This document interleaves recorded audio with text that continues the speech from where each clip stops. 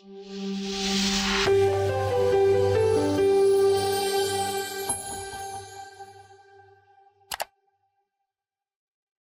I'm Meredith McKeough. You're listening to a special edition of the Marketing News Canada podcast, filmed live on site at the 2025 SocialWest conference at the Calgary TELUS Convention Centre. This episode features a conversation with one of our amazing speakers from the event. Let's dive in. Andrew Turnbull, thank you so much for coming today. So Andrew, you have been working in the world of UX and design and sort of creative work for over 15 years, from what I understand. And you're currently the managing director at Evans Hunt of UX and creative, right? Do I have that right? Yes, it's a managing director of UX and product, which I know is quite a mouthful. Absolutely. Well, we're so excited to be chatting with you today and just learning more about how UX fits into the overall customer journey and what businesses need to be thinking about when it comes to their design and how they interact with their customers across all of these different touch points. So Andrew, you talked about this idea of hostile user design, right? And I think we see this more frequently than people realize. And some of the big platforms are the ones that are doing it the most frequently. So tell me a little bit more about this idea of like hostile user design, this Enshittification in your terms, or like in specific terms, and where you're seeing it mostly. Yeah, for sure. So, I mean, it's easy to pick on the giant platforms, and I think we all experience countless almost microaggressions from a lot of these giant services that have sort of become enshittified over the last little while. But the example I like to use, rather than a Netflix or an Amazon or a Facebook, is Sonos speakers. And so the reason I like the Sonos example is because so many of us in the design community, we loved Sonos speakers. We held them up, we put them up on a pedestal. And they took the kind of multi-room audio experience that used to require practically a degree in sound engineering to pull off. And they made it as easy as a simple to use app that anyone could use. If you're a Sonos user, you'll know that they recently redesigned their app. And this isn't on the people who redesigned the app, but it's on the business decisions behind it. And so the reason they redesigned their app was so that they could bring in new cloud services so that they could sell a subscription radio service. Were any users asking for a subscription radio service from Sonos? Absolutely not. Yeah. But growth is hard in hardware. It's really, really hard. And Sonos needed to continue growing. Their investors were demanding it. And so investors love nothing more than a subscription play. And so in this case, Sonos risked killing the golden goose to continue growth, to take a larger share of the pie for themselves. And they did just that. The redesign was a disaster. They've burned millions of dollars in brand equity. And they're just trying to recover from it now. Yeah, and go back to their sort of bread and butter, which is what people were coming in for. And that's why that customer feedback and those user interviews are so important, right? Because it tells us what people are looking for without that lens of the business, because the business still needs to find opportunities to grow, but not at the expense of the user experience. That's exactly it. And so businesses can grow, businesses need to grow. But they can do so in a way that respects their users and ensures that they're providing value for their users. And so both can grow together. Yeah, absolutely. So if I'm a business owner, whether it's a large business or a small business, let's say that I do not want to fall victim to hostile user design. I do not want to fall victim to enshittification.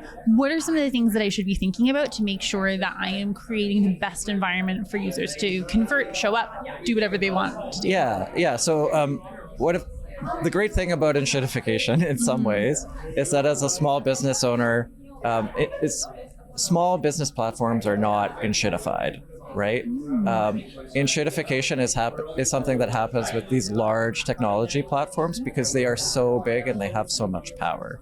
And so if you're a small business owner, you're more likely to be a victim of enshittification than you are to actually be forcing enshittification. But what I would say is we all have a role to play in sort of pushing back on this tide of enshittification.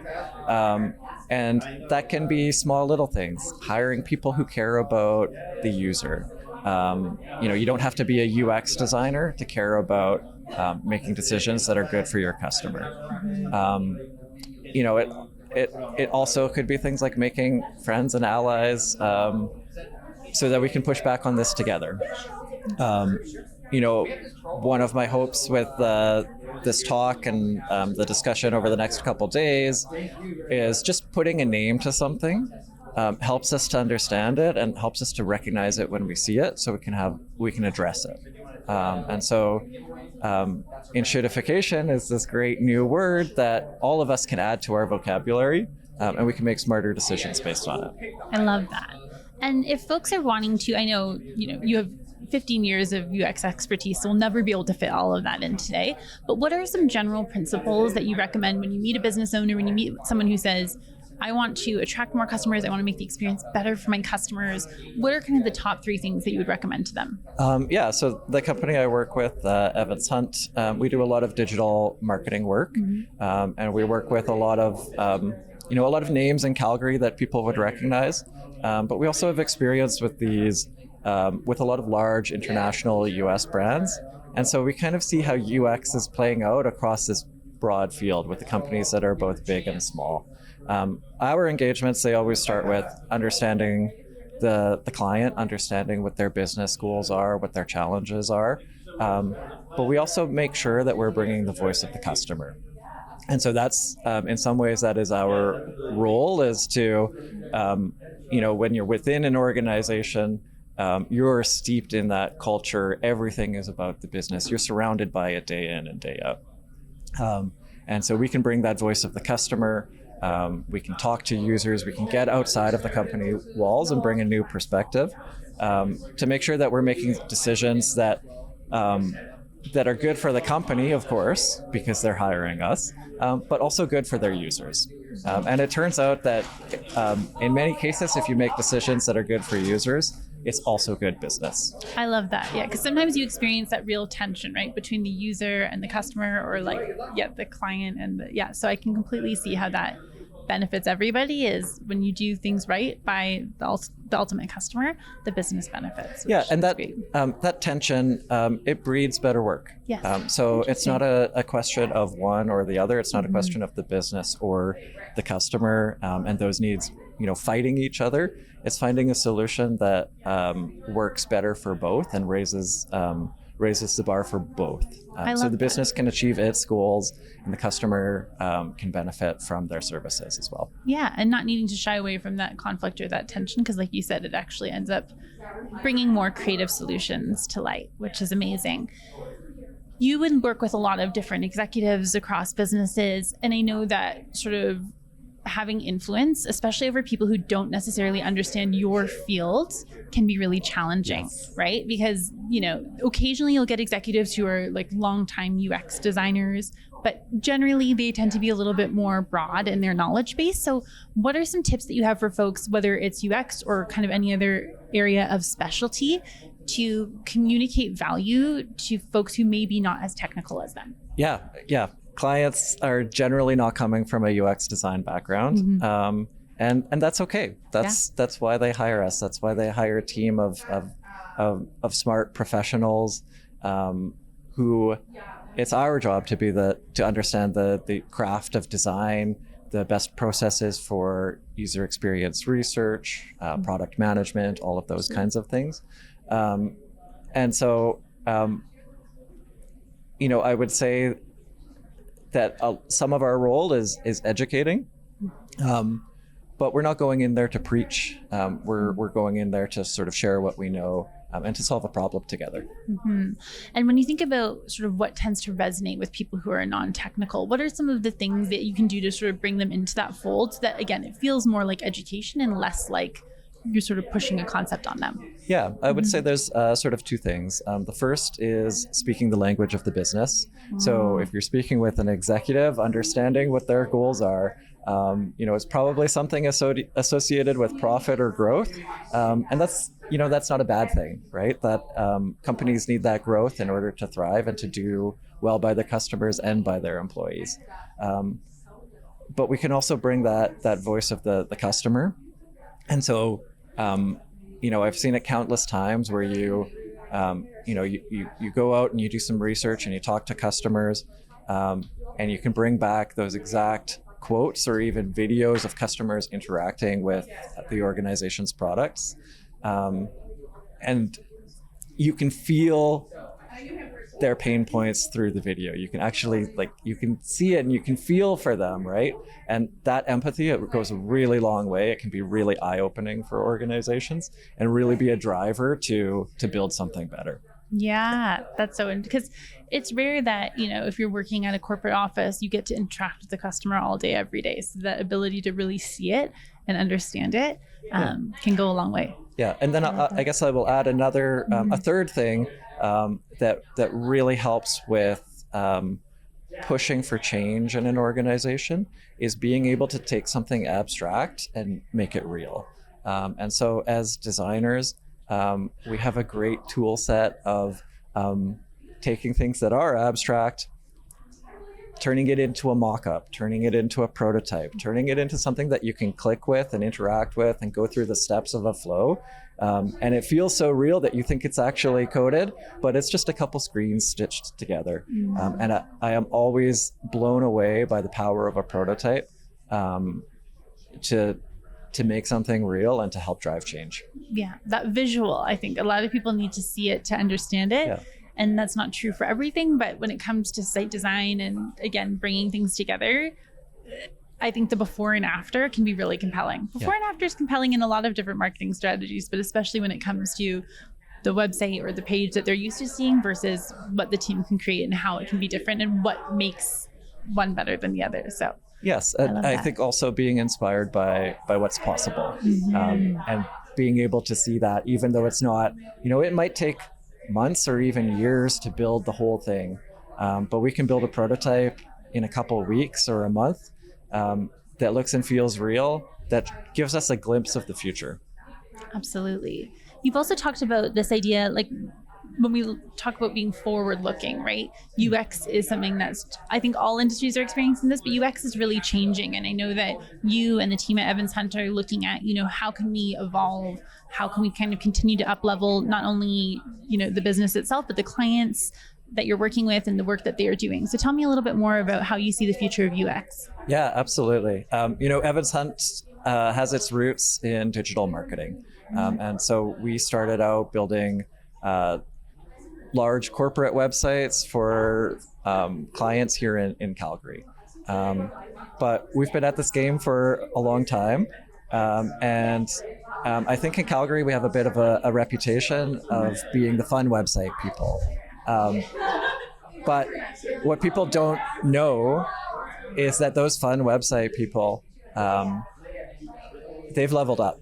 And we've had a lot of experience over the years with some big household names like the Ciscos of the world, Glassdoor, LastPass, organizations like that, where we're not just building marketing experiences. We're not just building landing pages that a user might interact with for 30 seconds would be a good sort of engagement time on a landing page. But we're building tools and services that are actually driving the company's core value. And what I really love about that is a positive engagement. The relationship with the customer there is measured over the course of months or sometimes even years there. So it's a much richer playground to play in if you really care about users and delivering them value. Because there's so many ways now, I think, when we think about value, right? People aren't necessarily just jumping on a website and converting. There's all of these steps in between now. There's research. There's all these different elements that get pulled in. And so you want to be able to answer those questions for the end user of, is this the right thing for me? Is this the right time? All of those different pieces. And it sounds like your team can bring that journey together more versus just saying, we build great landing pages that convert. It's about so much more these days. Yeah. And there are so many organizations who, have been around for, 50, 60, even 100 years, who are now, their business has moved online. Their customers are online and they're still working to figure that out. And so that's a big challenge, especially for these legacy organizations who might have, hundreds of lines of business and a way of doing things that maybe doesn't meet the needs of today's customers. And so that's always really fun and interesting, is to work with those types of organizations and help them act in more of a digital first way. I love that. Okay, I think for our last couple of minutes here, we can do a couple rapid fire sort of questions. Sounds fun. They don't have to be like one word or one line. You can give a little bit of context. But I would love to know, you're a creative at heart. What brands are really inspiring you these days? This is not going to sound like the most, this is going to sound like a funny answer, but I actually really love government organizations. Wow. And I think that comes from that love of delivering value for the user, right? And so a lot of these government services are moving online. They are creating their own product studios, their own digital offerings, and really responding to the times. That's amazing. Like you said, not the answer I expected, but you're starting to see some big shifts there, and people are getting what they need from those pages. So that's amazing. Where else do you draw inspiration from? Yeah, you draw inspiration from all over the place. One of the things that I talk about in my talk with Enshittification is as designers, we tend to put the giant tech companies up on a pedestal, and we love to look at, what's Apple doing, what's Google doing.